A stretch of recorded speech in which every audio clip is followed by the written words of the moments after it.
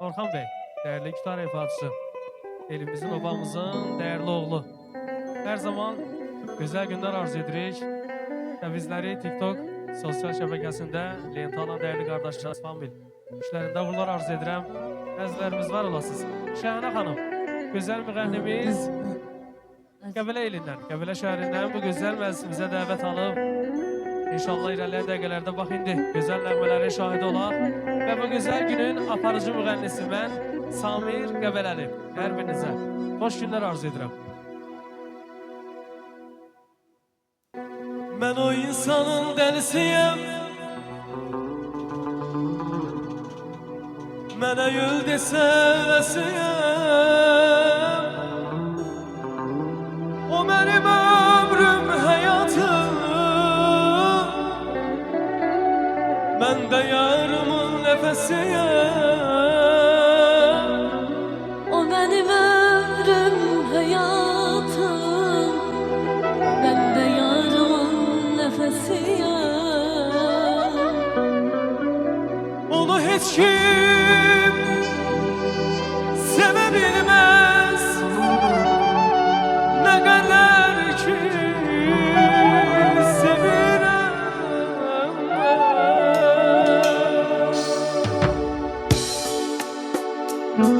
Oldu kalbimin derinliklerine gizlettiğim emin adam.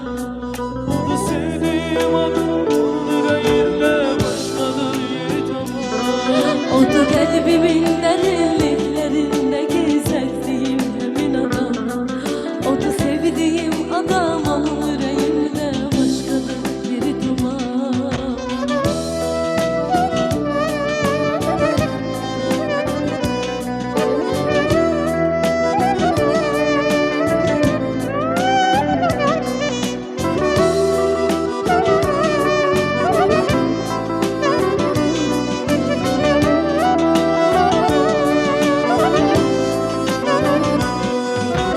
Ne gam var ne de keder, beni sevdiğim beni sever.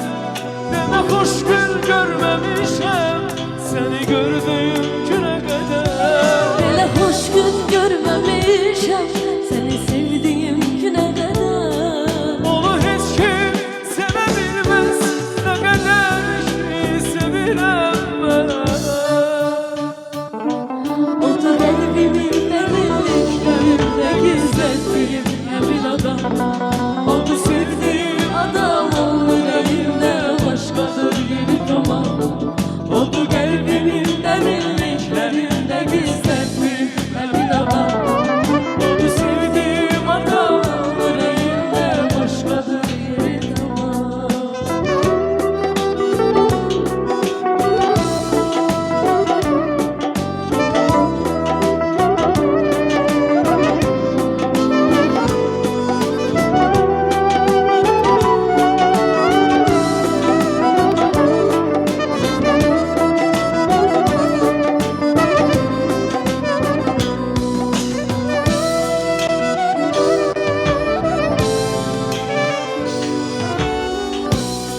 Gönlüme ilan verdi bir nəğmənin bəstəsi.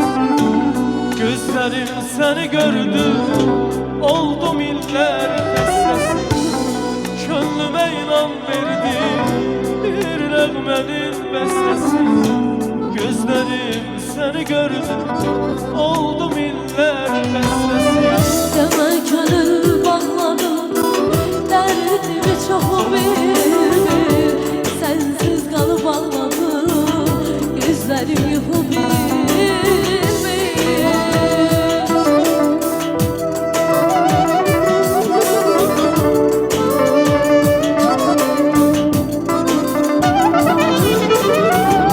Demek gönül bağladım, derdimi çok bildim.